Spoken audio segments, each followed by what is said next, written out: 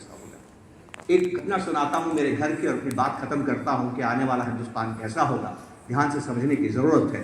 कुछ चंद वर्षों पहले की बात है, तब मेरी माँ थी, आज अब तो दुनिया में नहीं है। मेरे घर की नाली चौक हो गई। अब नाली चौक हो जाती है तो आप घर में कुछ काम नहीं कर सकते हैं, बाथरूम को इस्तेमाल नहीं कर सकते हैं, किचन को इस्तेमाल नहीं कर सकते हैं। मेरी पत्नी बहुत चिंतित हुई। उसने घर में हमें जो सफाई में मदद करता है उसको फ़ोन किया। उसका भाग्य अच्छा था कि वो 10 मिनट में आगे आसपास रहा होगा। फटाफट वो साइकिल से पहुंचा और कहा कि मैडम क्या है, क्या तकलीफ है कि ये नाली ब्लॉक हो गई है, अभी साफ कर देता हूँ। और 15 मिनट में उसने नाली को साफ कर दिया। और साफ करने के बाद बोलता है, हाथ वाथ धोने के बाद, मैडम 500 रुपये। मेरी वाइफ गवर्नमेंट टीचर हैं, कहती हैं कि मैं इतनी मेहनत करती हूँ, 8 घंटे बच्चों को पढ़ाती हूँ, इलेक्शन का काम करती हूँ, यूपीएससी एसएससी के भी काम करती हूँ, डेटा का भी काम करता हूँ, समाज कल्याण का काम करती हूँ, तब सरकार जो तनख्वाह देती है उसमें भी 15 मिनट के 500 नहीं मिलते हैं। और तुम्हें 15 मिनट में इस काम के 500 रुपये चाहिए, तुम 200 रुपये ले लो, वो वाजिब है। वो कहता नहीं, लगेंगे तो 500 रुपये ही लगेंगे। उनकी बहस सुन के मेरी माँ बाहर आती है। मेरी माँ पूछती है, बहू क्या हुआ? तो मेरी पत्नी कहती है कि माँ ये आयत है और उन्होंने नाली साफ की और 500 रुपये मांग रहे हैं। माँ नाली को देखती है, फिर उसकी शक्ल देखती है और मेरी पत्नी से कहती है, वैसे तो इस काम का वाजिब कीमत 20 रुपया है, पर तूने 200 बोला है तो 50 दे दे। तो 50 दे दे। अब मैं इस बहस में मत जाइए कौन सही है कौन गलत है, वो बहस बेमानी है, ठीक है। अब वो बहस कर रहे हैं, इतने में मेरा बेटा कॉलेज से आ गया। बेटा तुरंत समझ गया क्या हो रहा है।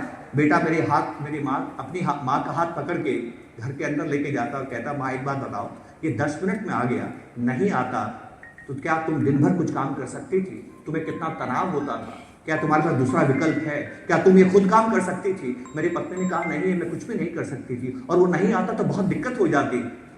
तो वो कहता है, माँ आपको कितनी शांति उसने दी है, उसको आप 500 रुपये भी दीजिए और 50 की टिप भी दीजिए।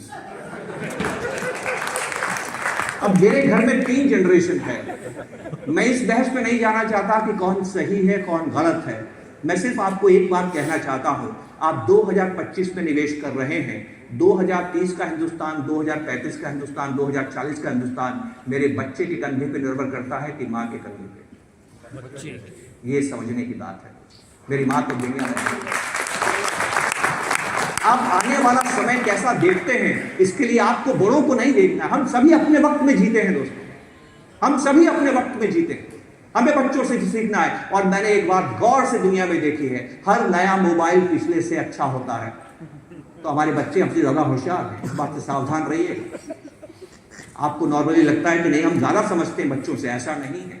उनके पास हमारी समझ तो है ही, और उनके पास बहुत ज्ञान भी है। तो हिंदुस्तान की जीडीपी ग्रोथ रेट क्यों होगी, मैंने अपने बच्चे से सीखी है।